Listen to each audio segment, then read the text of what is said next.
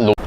Class, let's continue your discussion on receivables. We're done with accounts receivable, notes receivable, and today we'll discuss loans receivable. Sir, what is a loans receivable? A loans receivable is an accounts receivable in the books of financial institutions. Sir, ano mga examples of financial institutions? Banks, insurance companies, pawn shops, and cooperatives. These financial institutions lend money to borrowers such as housing loan, personal loan, and car loan. Okay, now, para mas ma-appreciate nyo yan, let's have an illustration. Let's say on January 1, 2025, BPI or Bank of the Philippine Islands lends 5 million peso housing loan to Mr. X. Ang tawag natin kay Mr. X, siya si borrower. In exchange, Mr. X issues a promissory note to BPI. So si BPI, magre-record siya ng loans receivable. Si Mr. X naman, magbabayad siya ng interest plus principal. Okay? So it means, si BPI mag-earn siya ng interest income. Okay? Now, ang similarity ng loans and notes receivable is pareho silang may promissory note. Okay? Ang difference between loans and notes receivable is, for loans receivable, it is always interest-bearing. If you remember sa discussion natin ng notes receivable, a notes receivable can be interest-bearing or non-interest-bearing. For loans receivable, it's always interest-bearing. Okay? Sige. Now, let's go to measurement. We know meron tayong initial and subsequent measurement. Loans receivable are initially measured at fair value plus transaction cost. So, same lang sila ng notes receivable. Ang major difference sila dito sa transaction costs. Okay?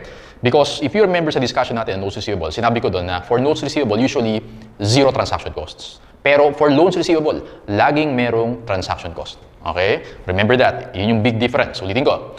Notes receivable, zero transaction costs. Loans receivable, laging merong transaction cost. Alright? Now, every end of the year, December 31, loans receivable are measured at amortized cost using the effective interest method. So, gagamit ulit tayo ng amortization table. So, initial and subsequent measurement, pareho lang si loans and notes receivable. Ang difference lang nila sa transaction costs. Okay? Now, these transaction costs are called origination costs or fees. So, basically, yan yung processing fees. Okay? Yan yung fees na charge ni bank sa borrower for the processing of loan. Alright? Ano mga examples, sir, of origination costs or fees? Magandang example niyan is credit evaluation. Okay? Now, credit evaluation, so basically, i-assess ni bank yung capacity of the borrower to pay. So, yan siya. Kung para malaman niya kung how much yung ipapautang niya dun sa borrower. Lahat na may incur ni bank, in the registration ni BPI, lahat na may incur ni BPI for credit evaluation, ang tawag natin dun, origination costs or fees. Okay? Ano pa example? Another example class is appraisal. No? Specifically kapag nag-housing loan. Right? Kasi pag nag-apply ka ng housing loan, ang gagawin ni bank dyan, i-appraise niya yung land mo. Okay? Depende sa value ng land kung how much yung ipapautang sa'yo ni bank. Okay? So, lahat ng costs na may incur ni BPI sa pag-appraise ng land ni Mr. X, ang tawag doon, origination costs. Okay? So, tandaan nyo class, all origination costs are charged to the borrower.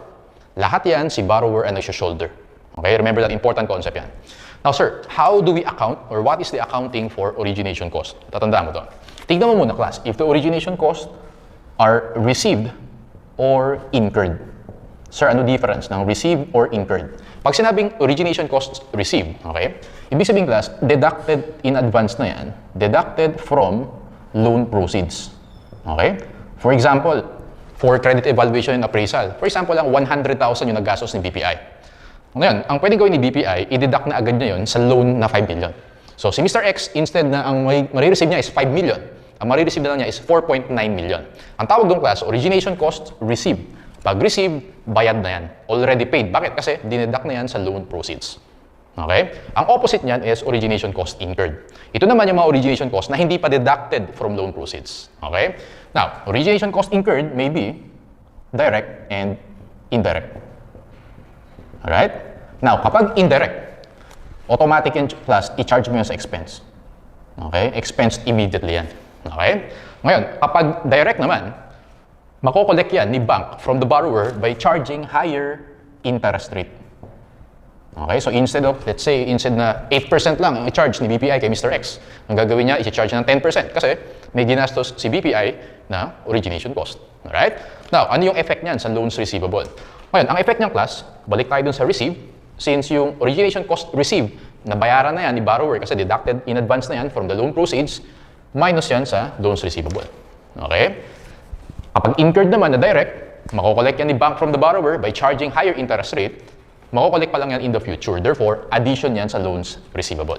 Kapag naman indirect, expense yan, wala siyang effect sa loans receivable. Okay, remember, ulitin ko. To summarize, How do we account for origination cost? Pag receive, deducted from the loan proceeds na yan in advance. Okay? Minus yan kasi nabayaran na yan ni borrower technically. Pag naman incurred, tingnan mo muna kung direct or indirect. Explicit naman sa problem yan, if direct or indirect. Pag indirect, expense na yan. Wala yung effect sa loans receivable. Kapag direct, makokollect pa lang ni bank yan. Okay? By charging higher interest rate. Since makokollect pa lang yan, part siya ng loans receivable, kaya yan plus. Gets? Okay. So yan, ito yung key points sa loans receivable. Alright? Sige, apply natin yung class. Let's go to our illustrative example, number 4. Illustrative example number 4. Let's take a look at the requirements. Requirement 1, compute the carrying amount of the loan receivable on January 1. Prepare amortization table and prepare the journal entries. Okay, let's read the given. XYZ Bank granted a loan to a borrower on January 1, 2025. The interest rate on the loan is 10%, payable annually starting December 31. The loan matures in 5 years on December 31, 2029. So yung term is 5 years, coupon rate is 10%. Okay, now meron kang principal amount of 4 million, direct origination cost na 61.5. Ano ulit class? Pag direct origination cost, nagastos yan, incurred, so nagastos yan ng bank, mako-collect yan ni bank by charging higher interest rate. Okay? Origination fee received from the borrower. Pag sinabing received, na-deduct na yan from the loan proceeds. Sa example natin kanina, instead na 5 million yung ma-receive ni Mr. X, 4.9 million na lang. Okay? The effective rate on the loan after considering the direct origination cost and origination fee is 12%. Now, tingnan mo class. Sa second sentence, nalagay 10%. And then sa last sentence, naging 12%. Tumaas from 10% to 12%. Bakit? Because, sabi ko dito kanina, so yung mga na-incur na yan, especially yung direct origination cost, ang effect niyan, mas mag-charge si bank sa'yo ng higher interest rate. Kaya sa number 4, from 10% naging 12%. Gets? Okay. Now, tingnan natin class yung journal entries. Let's take a look at the journal entry on January 1, 2025. Ayan, nung nag-release ng loan. Okay? Principal amount 4 million. Take note, ang accounting natin is from the point of view of the bank. Okay? So, debit loans receivable, credit cash, 4 million. Always at face amount. Gross amount yan pag loans receivable. Okay? Now, yung direct origination cost, again, tayo yung nag-incur niyan. Tayo yung gumastos niyan as a bank. So, meron tayong credit cash. Now, ite-debit mo yan sa UII, Unearned Interest Income. Huwag mo ite-debit sa loans receivable, UII. Because loans receivable is always at face amount. Okay? So, debit UII, credit cash, 61,500.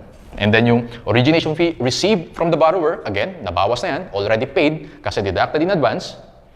Alright, so meron tayong debit cash, credit UII, 350,000. Take note, lahat ng origination cost sa UII natin siya-charge yan. Okay? Now, pag titingnan natin class yung balance sheet natin on January 1, 2025, ganito yung presentation yan. Loans receivable, 4 million, less UII. UII is a contra loans receivable account. Compute natin yung balance sa UII. 350,000 minus 61,500, 288,500. Okay? So, 4 million minus 288,500, 3,711,500. The carrying amount of our loans receivable is 3,711,500. Actually, yun yung answer natin sa requirement 1. Compute the carrying amount on January 1. Answer is 3,711,500. Take note sa journal entries. Okay? Now, every December 31, we have to measure the loans receivable at amortized cost. I-apply natin is the effective interest method. Okay? Gagawa tayo ng amortization table. Paano ulit yung amortization table? Dapat master nyo na yan from notes receivable. Start ka muna with the date. Okay? Interest received. Okay? Interest received. Interest income, amortization, and carrying amount. Okay? Now, kung titignan mo yung term, nakalagay dyan 5 years. 2 years na lang gawin natin. Okay? Para hindi masyadong makonsume yung time natin. Date is January 1, 2025, December 31, 2025, and December 31, 2026. Carrying amount na compute natin class is 3,711,500. Now, i-complete natin yung amortization table. Doon tayo sa interest received. So kung yung discussion natin sa notes receivable, pag received, fixed amount yan. Okay? How do we compute for yung interest received? Face amount times the coupon rate. Okay? How much yung face amount natin? 4 million. Coupon rate natin from the second sentence, 10%. 4 million times 10%, 400,000. Every year, magbabayad ng 400,000 interest si borrower kay bank. Okay? Lagyan natin dito class, 400,000. Tandaan mo, yung column na receive is always fixed amount. Okay? Ang nagbabago yung interest income. Paano ulit computein yung interest income? Carrying amount times effective rate. What is our effective rate? According to the last sentence, 12%. Yan. So, kompletuhin natin yung amortization table. 3,711,500 times 12%, 445,380. Okay? Now, take note class na mas malaki yung interest income natin than the interest received. So, difference sila, 45,380. In that case, since mas malaki si interest income, this time, i-add natin yan sa 3,711,500. Hindi mo yan ima-minus. Okay? Add natin. You get 3,711,500 plus 45,380 Okay, makukompute mo dyan class is 3,756,880. 3,756,880. Okay? Now, second year, 2026, 3,756,880 times 12%, you get 450,826 minus 400,000, 50,826, add natin sa 3,756, and then makukuha mo dyan class, 3,807,706. Okay, so yan yung amortization table natin. Okay, so class, tingin ka muna dito. Pag sinabing interest receive, laging face amount yan times coupon rate. Coupon rate ha, wag effective rate. Marami nagkakamali dyan. Okay, coupon rate. 4 million times 10%, laging fixed amount yan. Pag interest income, nagbabago yan. Okay? Carrying amount times effective rate. Yan siya. Kaya ako hina-highlight kasi marami nagkakamali dyan. Ang ginagawa ng iba, pag ang tanong sa problem, interest income, ang sinasagot, 400,000. Hindi yun. Ang interest income, laging carrying amount times effective rate. Okay? Amortization, since for this one, mas mataas yung interest income sa receive. Tingnan yung carrying amount natin class, increasing siya. From 3,711, naging 3,756, naging 3,807, and so on and so forth. Ngayon, ang maturity date is December 31, 2029. Okay? Ang magiging carrying amount niyan sa end at maturity is 4 million, which is the face amount. Okay? Now, sa point of view ni bank, ang journal entry niya, syempre makukollect niya yung principal, tama, 4 million. Ang entry ni bank on December 31, 2029, debit, cash, credit, loans receivable, 4 million. Ganyan yung entry niya. Okay, increasing, and then maturity, kukolect ni bank, debit, cash, credit, loans, receivable. Balik tayo sa journal entries. We're done with January 1, 2025. Punta tayo sa December 31, 2025. Tingin ka lang dun sa amortization table natin. December 31, 2025, dun muna tayo sa interest received, debit, cash, credit, interest income, 400,000. Okay, and then punta ka dun sa amortization column. Again, entry natin for amortization is debit UII, credit, interest income, 45,380. Okay, so kung titingnan mo class yung entry natin, ginawa kong separate entries. No? Pwedeng compound entry yan, pero ako ginagawa ko separate. Ito muna yung receive, 400,000, and then ito yung amortization. So take note class, yung na-receive mo is 400, pero yung total interest income mo, 445,380, which is this one. Okay? Next year, 12/31/2026, entry for the interest, debit, cash, credit, interest income, 400,000, and then for the amortization, debit UII, credit, interest income, 5826. Alright, so yan. Yan yung mga entries natin. Pag tanong sa'yo, how much is the carrying amount or how much is the amortized cost on January 1 or December 31, 2025, ang sagot mo dyan, 3,756,880. Okay? How much is the amortized cost or the carrying amount on December 31, 2026, sagot mo dyan, 3,807,706. Okay? This is illustrative example number 4. Sige.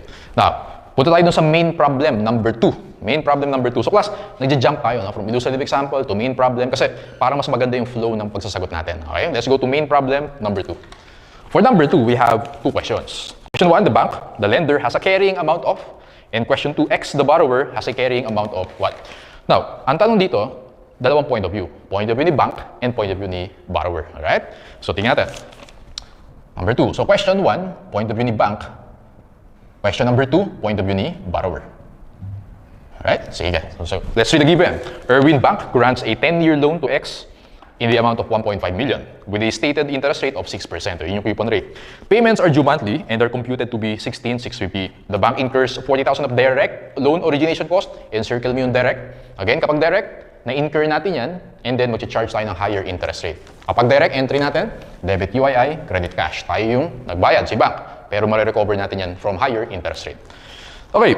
And 20,000 of indirect loan origination cost. Pag indirect, expense yan. Walang effect yan sa loans receivable natin. Debit, expense, credit, cash lang yung entry mo dyan. Okay? Now, lagi naman explicit sa problem yan if direct or indirect. Okay? In addition, the bank charges a 4% non-refundable loan origination fee. Pag sinabing 4% ang ibig sabihin nun. 4% of the principal. Ano yung principal? 1.5 million. 1.5 million times 4%. Lagay mo dyan class, 60,000. Ano yung 60,000? Dito siya. Origination cost received. Okay? Yan yung dineduct natin in advance. If you remember, entry natin dyan, debit, cash, credit, UII. Alright? So now, from the point of view ni bank, compute natin yung net or carrying amount of the loans receivable. So loans receivable minus UII, yun yung compute natin. Loans receivable, face amount is 1.5 million. Now, yung direct, alam natin class, pagka direct, na-add natin yan. Okay? I-add natin. So how much? 40,000.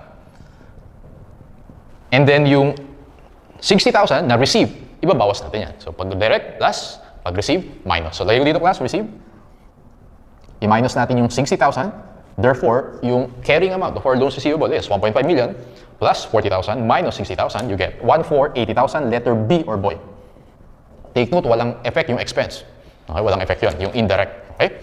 Now, tingin tayo sa books naman ni borrower. So si bank, meron siyang loans receivable. Si borrower naman, meron siyang loans payable. Okay? So paano naman yan, sir? May difference ba yan? Yes, may difference yan. Papakita ko sa inyo. Loans payable, face amount is 1.5 million. Walang problema dyan. Now, ito yung key dyan. No? Sa point of view ni borrower, ang alam lang ni borrower is the 1.5 million and yung binayaran niya na 60,000 na deducted in advance dun sa niloan niya. Kasi makikita niya yun sa promissory note na merong 1.5 million and then ang chinarge siya yung 60,000. Hindi alam ni borrower yung direct origination cost. Basta ang alam ni borrower, nag-charge siya kanya ng 6%. Okay? Yung 6% na yung class, actually, tinake into account na ni bank dyan, yung naggastos siya na 40,000. Okay? Tinaas na yan. Mataas na yung rate na 6% na yan. Na-consider na dyan yung 40,000. Ulitin ko. Sa point of view ni borrower, ang alam niya is the 1.5 million and yung dineduct sa kanya ng 60,000. Okay? Ang hindi niya alam, yung 40,000 na yan. Basta ang alam lang niya, uy, si bank, sinarge ako ng 6%. Gets? Okay. So, ibig sabihin, sa point of view ni borrower, meron siyang minus 60,000. Okay, yung receive. Therefore, 1.5 minus 60,000, 1,440,000. This is the loans payable. So, pwedeng magkaiba si loans receivable and loans payable. Final answer, question 1 is boy, question number 2 is A. Okay. So, ayan, that's the first part of the loans receivable. Class, let's continue our discussion. The term of the loan is usually long-term. Specifically, pag housing loan. Ang term yan is 5 years, 10 years, or even 15 years. Ganun katagal nagbabayad si borrower to the bank. In that span of time, 5, 10, 15 years, maraming pwedeng mangyari and it can affect the ability of the borrower to pay the bank. Ang tawag natin dun, class, is credit risk. Credit risk is the risk of non-payment or yun yung possibility na hindi makapagbayad si borrower ng interest and principal to the bank. Okay? Because of credit risk, we have to compute for the impairment loss. The impairment loss is computed as the carrying amount of the loan minus the present value of cash flows. Okay, so ulitin ko, class. Bakit, sir, tayo nagko-compute ng impairment loss? Because of the nature of the loan. Matagalan yan. Baka hindi makapagbayad si borrower. Okay? Ang tawag natin doon is credit risk. Now, impairment loss is carrying amount of the loan minus present value of cash flows. So, take note, class, na present value yan. Ibig sabihin, magdi-discount tayo. Sir, ano gagamitin natin pang-discount? We will use the original effective rate. Okay, tandaan mo, class. Ang gagamitin mo is the original effective rate. Right? Now, para mas ma-appreciate yan, let's go to our main problem number 3. Now, main problem number 3, meron tayong 5 questions. Question 1 is loan impairment loss. So, mag-compute tayo ng impairment loss. Okay, let's read the given. On January 1, 2018, Ionina Company loaned 3 million to X. The terms of the loan were payment in full on January 1, 2023. So, from 2018 to 2023, tama ba, class? 5 years yan. So, yung term is 5 years. Plus annual interest payments at 11%. How much ba yung 11% of 3 million? 3 million times 0.11. Sulat mo dyan, class, 330,000. That's the interest payment per year. The interest payment was made as scheduled on January 1, 2019. However, due to financial setbacks, X was unable to make its 2020 interest payment. The company considers the loan impaired and projects the following cash flows from the loan as of December 31, 2020 and 2021. Assume that it accrued the interest on December 31, 2019 but did not continue to accrue interest afterwards due to the impairment. Sir, ano ba nangyari dyan? Lagyan natin ang timeline para mas malinaw. Ganito nangyari dyan, class. So, if magawa tayo ng timeline, let's say 2018, okay, 19, 20, 21, 22, 23, 24, 25, okay? 19, 20, 21, 22, 23, 24, 25. Pag ganyan yung mga problem, usually nakakatulong yung paggawa ng timeline, okay? Para mas na-imagine yung nangyari. Now, dito tayo nag-loan, tama? So, si bank, ang entry niya, debit, loans, receivable, credit, cash. Tama ba, class? 3 million yung face amount natin, so 3 million. Now, nakapagbayad naman ng interest up to 2019, walang problema, pero hindi nakapagbayad noong 2020. Okay? So, ibig sabihin, class, December 31, 2020, may impairment loss dyan. Diyan tayo magko-compute. And take note, sabi sa problem, sa middle portion, assume that it accrued the interest. So, how much ba yung interest na compute natin? 330,000. Pag nag-accrue ka ng interest, debit interest receivable, credit interest income, 330,000. Okay? Yun yung ibig sabihin yan. Now, tingnan natin, since may impairment dyan, kailangan natin computing yung impairment loss. So, question 1, how much daw yung impairment loss? Paano ulit computing yung impairment loss? Carrying amount minus the present value. Okay, computing natin yung carrying amount.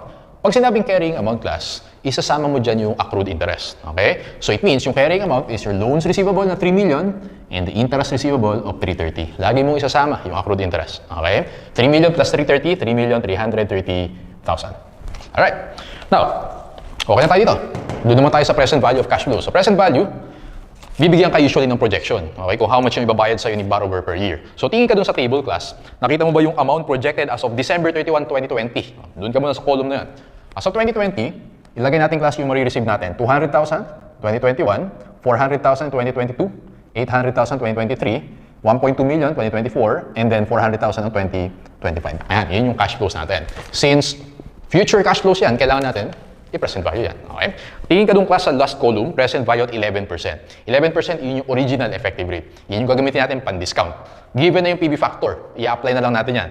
So nakalagay dyan periods 1 to 5, tama? Period 1, period 2, period 3, period 4, period 5. Multiply lang natin sila. O, sabayan nyo ako mag-multiply. 200,000 times 0.9009, i-M plus ko yan para ma-record ko yun. And then 400,000 times 0.8116, M plus. 800,000 times 0.7312 M plus, 1.2 million times 0.6587 M plus, and then 400,000 times 0.5935 M plus.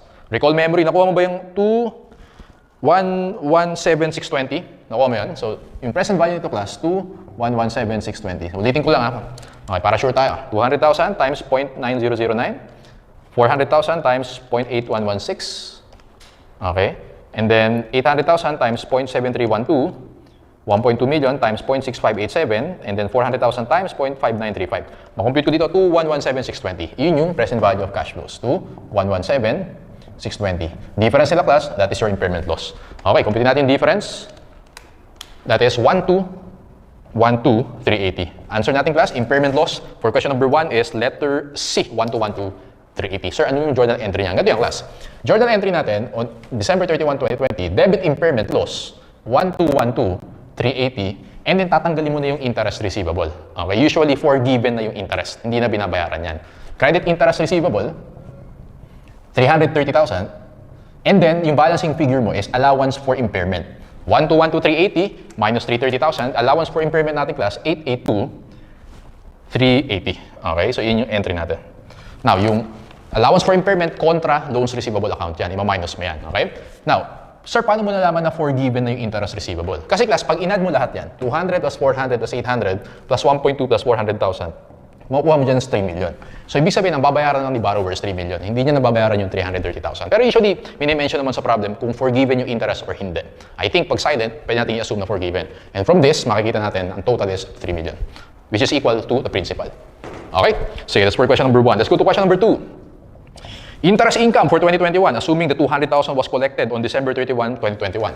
Now, alam natin class na since nag-impair ka na, yung carrying amount mo na is the 2,117,620. Tama? Carrying amount, 2,117,620. And take note, ang tanong sa atin, December 31, 2021. Yung 200,000 na marireceive mo na yan, sa December 2021 pa yan. Ang tanong sa atin, interest income for year 2021. Alam natin, pag interest income, paano ulit compute yun? Carrying amount times effective rate, okay? Ano na yung carrying amount mo? Yung present value na. Kasi nga, nag-impair ka na, okay? Nag-impairment loss ka na. So, 2,117,620, multiply natin yan by 11%. 2,117,620 times 0.11. Sagot mo dyan, class, 232,938. Answer mo dyan for question number 2, letter boy, 232,928. Or 938, okay? So, take note na hindi muna natin may minus yung 200. Again, sa end of the year mo pa kasi marireceive yan. So, ang carrying amount as of this point is 2,117,620. Multiply natin by effective rate. Makukuha mo diyang class is your interest income. Question number 2, answer is boy. Let's go to question number 3. Okay, allowance for loan impairment as of December 31, 2021. Balik ka dun sa table. Nakalagay dyan class na mayroong bagong projection. Amount projected as of December 31, 2021. Nakita mo yan? So kung gagawa tayo ng isa pang timeline, okay, 2021, and then meron tayong 2022, 2023, 2024, and 2025. May bagong projection. Kapag mabigyan ka ng bagong projection, magko-compute ka ulit ng impairment loss. Alright? So nakalagay dyan class, sa 2021, meron makaka-receive ng 200,000, 2022, 600, 2023, 1.2 million, and 2024, 1 million. Ipe-present value natin yan. Take note, nandito na tayo. Tama? So yung 200,000, hindi mo kailangan i-present value yan kasi yan yung present value ngayon. Okay, 600,000, multiply natin sa PB factor. Okay, ano yung PB factor? So yung year 1, 0.9009, o yung first period, 0.9009. Yung second period natin, 0.8116. Yung third period natin, 0.7312. Okay? So pag today mo makukuha, times 1 lang yan. So 200,000, compute natin yung iba class. 600,000 times 0.9009, 540,540. Okay, 1.2 million times 0.8116, 973,920, and then 1 million times 0.7312, 731,200. Okay, so add nga natin yan lahat ng class. Tingnan natin yung makukuha natin ha. Sabayan nyo ako mag-compute. 200,000 plus 540,540 plus 973,920 plus 731,200. Makukuha mo dyan is 2445,660. 2445,660. Ito na yung bago natin na present value or yung projection natin. Okay? Now, ang tanong sa number 3 class, how much daw yung allowance for impairment? Ang gagawin mo dyan class, yung carrying amount natin. Okay? How much yung carrying amount natin for as of December 31, 2021? Well, it's still 3 million.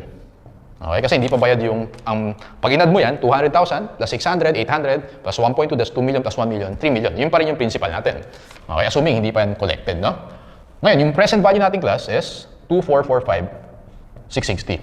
Ngayon, ang makukuha mo dyan sa difference, again, ng carrying amount and the present value, so 3 million minus 2445,600, 554,400. Yun yung sagot natin. Ito yung ending balance ng allowance for impairment. Tanda mo, pag nag-compute ka, okay, yun yung ending balance mo. Kaya sagot natin class for question number 3 is letter A, 554,340 pala. 3 million minus 2445,660, 554,340. Okay, yung sagot natin. Now, let's go to question number 4. Interest income in 2022, assuming the 600,000 was collected on December 31, 2022. Take note na mako-collect na same day. Okay, mako-collect yan. So, ang gagawin ko dyan class, for question number 4, question number 5, papakita ko sa inyo naman yung amortization table. So, gawa tayo for 1 year lang, date, interest received, interest income, amortization, and carrying amount. Okay? Doon tayo sa 12/31/2026 and then 12/31/2021 and 12/31/2022. Okay? So, as of December 31, 2022, tama ba class? Ito yung present value natin. Tama? 2445660. Pero marireceive din natin sa same day yung 200,000. 2445660 minus 200,000, 2245,660. Okay? So, yun yung carrying amount natin kasi na-receive natin yung 900,000 same day. How much yung receive? Na-compute natin earlier yan. Yung receive for next year is 600,000. Okay? How much naman yung interest income? Carrying amount times effective rate. 2445660. Ano yung effective rate natin class? It's 11%. Times 11%. Ulit. 2245660 times 11%, you get 247023. 247023. Okay, amortization natin, minus 600,000. 352977. And then, i-minus natin yan sa 2245,660. Ending balance natin class is 1,892,683. 1,892,683. Okay, masagutan natin yung question number 4. Interest income in 2022. Tingin ka lang dun sa table natin. 247,023. Or basically, yan yung carrying amount times effective rate. Question number 4, sagot mo dyan class, 247,023. That is letter boy. And then carrying amount December 31, 2022. Sagot mo dyan class is letter D, 1,892,683. Okay, so ayan. This is how you do impairment. Okay, so carrying amount minus present value. So, para di ka mahirapan sa pag-present value, pwede kang gumawa ng timeline. Okay, so, ayan, mas madali siyang ma-visualize kapag may timeline ka. Okay, now, let's go to the last portion. Under PFRS 9, we have a new model. No? Under PFRS 9, ang tawag natin dito class is the Expected Credit Loss Model or ECL. Bago lang yan under PFRS 9. Sabi sa standards, yan daw yung gagamitin natin. Okay, sir, ano ba yung ibig sabihin ng ECL model? Tanda mo lang class, kapag ECL model, yan yung way din natin ng pag-compute ng impairment loss. And it has 3 stages. Okay, so sabayan niyo muna ako, may susulat ako dito, copy niyo muna, explain ko later. Doon muna tayo sa stage 1. Credit risk, ilagay mo dyan class, no significant increase. No significant increase in credit risk. Ano ulit yung credit risk? Risk of non-payment, baka hindi makabayad si borrower. Okay, ano yung scenario niyan? Well, nakabayad on time. Paid on time. Alright, so nakabayad naman, let's say, dito tayo nag-loan, January 1, 2025. As of December 31, 2025, nakapagbayad naman ng interest. No? Ang tawag natin doon, no significant increase in credit risk. Nakakapagbayad siya. Paid on time. Nakapagbayad siya December 31, 2025. Now, according to the ECL model, kahit nakapagbayad si borrower, magko-compute pa rin tayo ng impairment loss. Okay? So actually, under PFRS 9, nagiging conservative na yung pag-compute ng impairment loss. Kahit bayad on time, mag-compute ka ng impairment loss. But, yung ECL natin, or yung expected credit loss, ang kukompute mo lang is 12 months. Para ma-imagine mo, ito tayo, di ba? 12/31/2025. Ito daw yung ifo-forecast mo for impairment loss, 12 months lang. Okay? Punta tayo sa stage 2. Stage 2, significant increase in credit risk, but no objective evidence of impairment. Okay? Significant increase in credit risk, but no objective evidence of impairment. Ano ibig sabihin yan? Let's say, December 31, 2026. Anong nangyari dyan, class? 1 month past due ang nangyari. Okay? So, anong nangyari? Instead of magbayad siya ng interest na December 31, 2026, nakapagbayad siya 1 month after, January 31, 2027. Delayed siya ng isang buwan. Ang tawag natin doon, significant increase in credit risk but no objective evidence of impairment kasi nakapagbayad pa rin naman. Sabi sa ECL model, magko-compute daw tayo ng impairment loss during or over the lifetime of the loan. Ano yung lifetime? Ibig sabihin, hanggang remaining life. Okay? From 2026, magko-compute tayo ng impairment loss up to 2029. Gets ba yan? Ulitin ko kanina. No significant increase. Mag-compute ka pa rin ng impairment loss. 12 months lang. Pag merong significant increase pero no objective evidence of impairment, nakapagbayad naman pero 1 month past due, mag-compute ka ng impairment loss hanggang end of the life of the loan. Tandaan mo, as ECL model, ang point lang yan, maging conservative tayo sa pag-compute ng impairment loss. Last stage. Okay, ito yung worst stage. Okay, significant increase in impairment loss but with objective evidence of impairment. Okay? So, take note, merong significant increase but with objective evidence of impairment. Kaya na no objective. Ito with. Sir, ano naman yung scenario dyan? Ang scenario dito, class, na bankrupt yung borrower natin. Na bankrupt siya, hindi talaga siya makakapagbayad. Okay? Sabi sa ECL model, mag-compute daw tayo ng lifetime or yung remaining life of the loan. So, parang yung stage 2 and stage 3. Parang stage 2. Stage 2 and stage 3, lifetime yan or remaining life of the loan. Okay, dito, remaining life. Okay? Pag stage 1, 12 months lang. Ang tawag lang dito, class, expected credit loss model or ECL.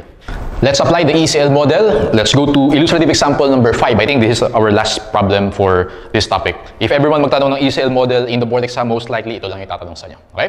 Sige, so requirements.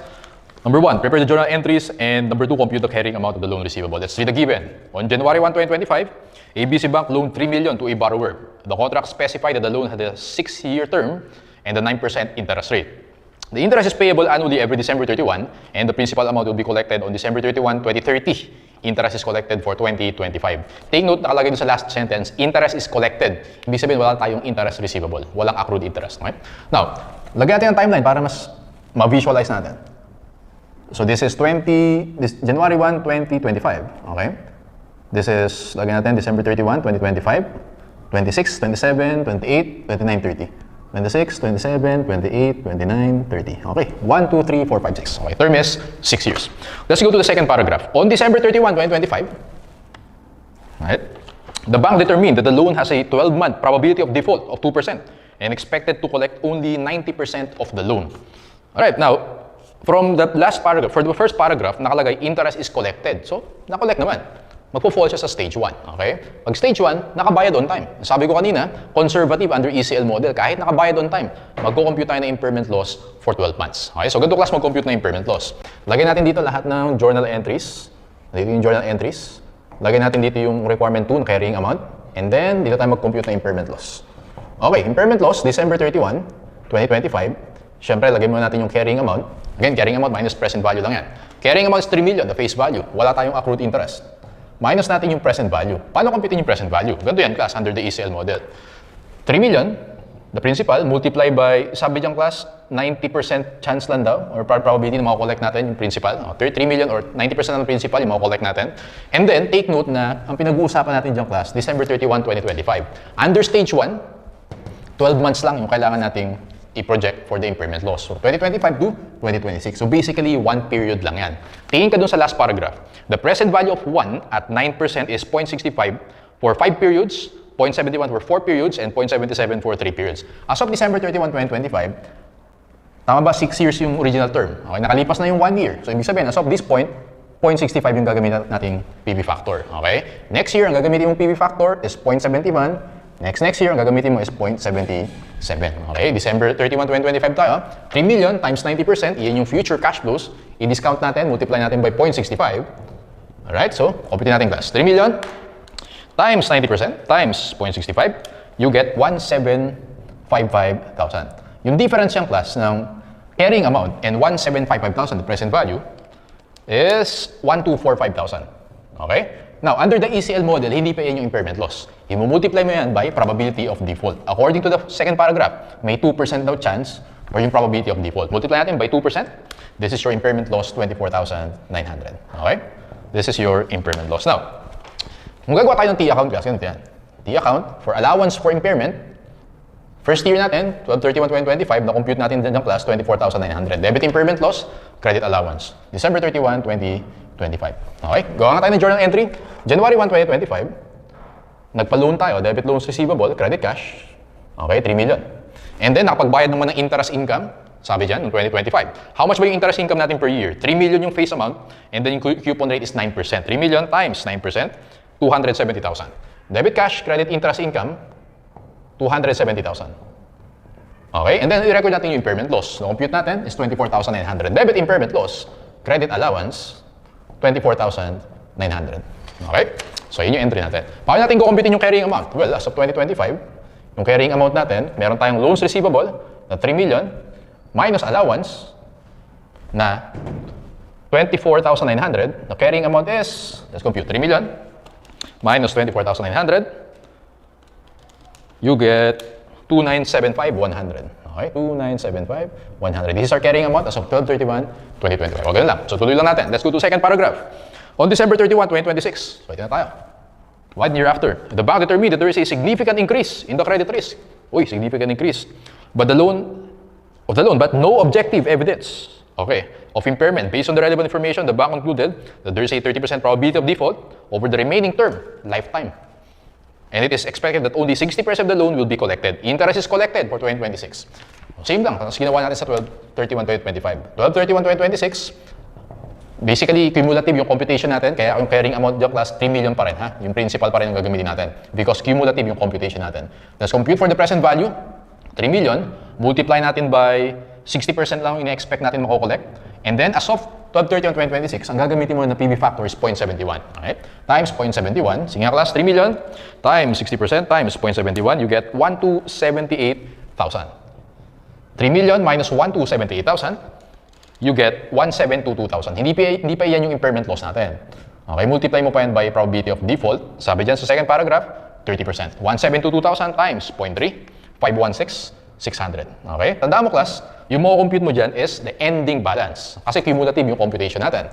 Pag ilalagay mo yung class dito sa T account natin, yung allowance natin, ending balance is 516,600 as of 12/31/2026. From 24,900, naging 516,600. Therefore, may increase tayo ng impairment loss na difference nila is 491,700. Okay?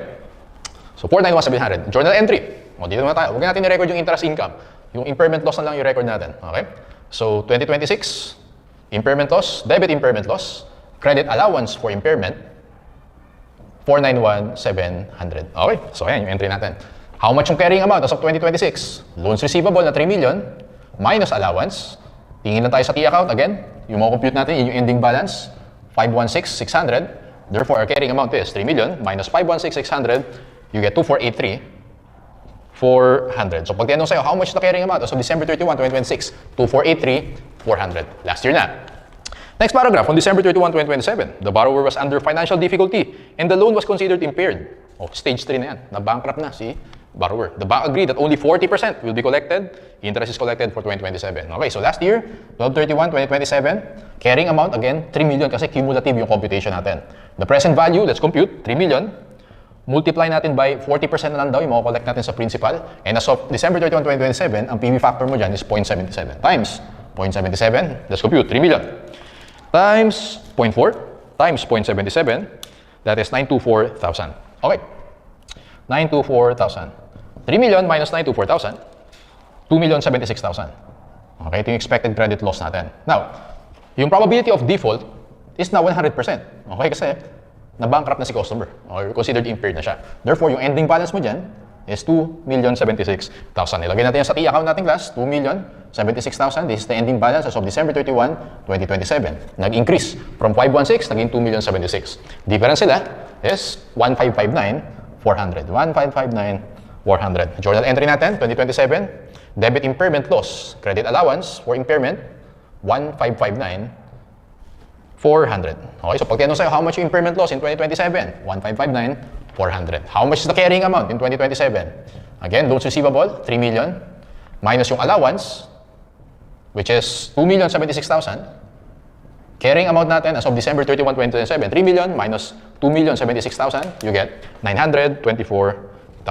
Okay, so yan yung carrying amounts, impairment loss, and yun yung computation natin. Pag tinanong sa'yo, how much is the impairment loss in 2025? 24,900. How much is the impairment loss in 2026? 491,700. Impairment loss in 2027? 1,159,400. How much is the carrying amount 2025? 2,975,100. 2026, 2,483,400. 2027, 924,000. Okay, so that's how you apply the ECL model. Let's finish the handouts by answering the theory questions. So, mabilis lang yan. Theory number 1, loans and receivables are. Punta ka dun sa letter A. Okay, actually, ito yung definition talaga ng loans and receivables. Non-derivative. Ano ibig sabihin ng non-derivative? Well, yung derivatives, aaralin natin yan sa AFAR. Okay, next time na yan. Huwag nyo muna masyado isipin yan. Basta yung loans and receivables, hindi daw sila derivatives. Okay? Financial assets. Pag sinabi mong financial assets, iyon yung right to receive cash. Di ba? Pag may receivable ka, meron kang right to receive cash. Ang term dun is financial assets. With fixed or determinable payments, ano yung mga fixed payments natin? Interest. Okay? Fixed yan every period. That are not quoted in the active market. Ano ibig sabihin ng not quoted in the active market? Ibig sabihin, hindi siya quoted sa Philippines, yung Philippine Stock Exchange. Yung mga loans and receivables, hindi naman sila traded sa PSE. Okay? Ulitin ko class. Yung definition of loans and receivables, letter A yan. Non-derivative financial asset. Pag financial asset, right to receive cash with fixed or determinable payments, interest, every year yan, that are not quoted, hindi siya traded sa Philippine Stock Exchange. Okay? Letter A. Number 2, all of the following are characteristics of financial assets classified as loan and receivables, except letter A, they are not quoted, yes. Nakasabi ko lang sa number 1 yan. Letter B, they have fixed or determinable payments, yes, interest. Letter C, the holder has demonstrated positive intention and ability to hold them to maturity. Wala yan sa definition. Actually, class, yung letter C na yan, aaralin natin yan under investments. So next time na natin isipin yan. Letter C na yung sagot, except C. Letter D, the holder can recover substantially all of its investment. Okay, that's also correct, no? Letter C for number 2. Number 3, initially, loans and receivables are measured at, let's go to letter B or boy, fair value plus transaction costs that are directly attributable to the acquisition. But usually for loans receivable, zero transaction cost. Loans receivable, meron tayong transaction cost. Boy for number 3. Number 4, subsequent to initial recognition, loans and receivables are measured at, let's go to letter C, amortized cost using the effective interest method. Gagamit tayo ng amortization table. Number 5, the amortized cost of loan receivable is the amount of which, punta ka dun sa letter A, the loan receivable is measured initially minus principal payment plus minus amortization, and then minus reduction for impairment or yung minus allowance for impairment, okay? Ito yung amortized cost natin or ito yung effective interest method. Letter A for number 5. Number 6, long-term notes receivable which nominally bear no interest or non-interest bearing or an interest which is unreasonably low should be initially recognized at, naalala nyo ba, pag non-interest bearing, ipe-present value natin. Okay, letter B, present value. Number 7, assuming that the ideal measure of short-term receivable in the balance sheet is a discounted value, failure to follow this practice usually does not make the balance sheet misleading because, so if you remember class, sa discussion natin sa notes receivable, kapag short-term yan, face value yan, hindi mo kailangan i-discount. Kasi short-term yan, 1 year.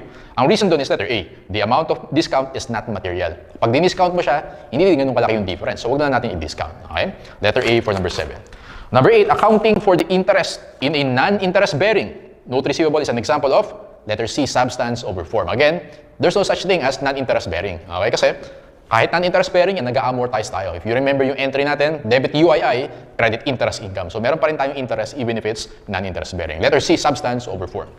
Number 9, on January 1 of the current year, an entity obtained a 2-year 8% note receivable. At that time, the market rate was 10%. Yun yung effective rate. The face amount of the note and the entire amount are due on maturity. Interest receivable on June 30 is, may dalawa tayong rate. May 8%, may 10%. Okay, baka magkamali pa kayo dyan, ha? So, yun yung sinasabi ko na marami nagkakamali. 8%, iyan class yung, tama ba? Iyan yung coupon rate natin, tama? 10%, iyan yung effective rate natin. Ang tanong sa atin dyan, class, interest receivable on June 30, basically 6 months lang. Pag dinivide mo by 2 yan, 4%. Ito, pag dinivide mo by 2, 5%. Now, pag interest receivable, ano gagamitin mo dyan, class? 4% or 5%? Siyempre, 4%. Pag interest receivable. Again, face amount times the coupon rate. Okay? A na yung sagot mo. What if ang tanong sa'yo, interest income? Ano yung sagot mo dyan? Punta ka dun sa DOG. Okay? 5% of the present value or the carrying amount. Got it? So, pag tanong is interest receivable, A yung sagot mo. Pag ang tanong is interest income, DOG yung sagot mo. Okay? So, ingat ka dun, ha? Baka magkamali ka. Number 10, the carrying value of an impaired note immediately after the recognition of the impairment loss is, punta ka dun sa DOG. After mo mag-impair, ano na yung carrying amount mo dyan? Letter D. Present value of remaining cash flows discounted at the original effective rate. Minsan kasi class, may mga problems, naglalagay ng new effective rate, bagong effective rate. Huwag mo gagamitin yun. Pang-discount. Ang gagamitin mo is the original. Okay? So, ayan, letter DOG yung sagot dyan. Number 11, if there is an evidence that an impairment loss has been incurred, the amount of loss is equal to, punta ka sa dog. Alam natin, impairment loss, carrying amount minus present value. Dog is excess of the carrying amount over the present value. Okay, letter D for number 11. Number 12, the carrying amount of an impaired note before recognizing a loan. Letter A yan, includes accrued interest. Naalala nyo, sabi ko sa inyo, pag carrying amount, yung loan receivable plus accrued interest. Okay, so letter A yan. Number 13, the discount on notes receivable represents, basically, yun yung unearned interest income, okay? Letter A, unearned interest. Ina-amortize natin yan. Entry natin for amortization, debit UII, credit interest income. So, from unearned, ginagawa natin earned, okay? And last, number 14, what is the treatment of direct origination cost incurred? Okay, punta ka sa boy. Pag direct origination cost incurred, charge natin yung kay customer base, increasing our interest rate, okay?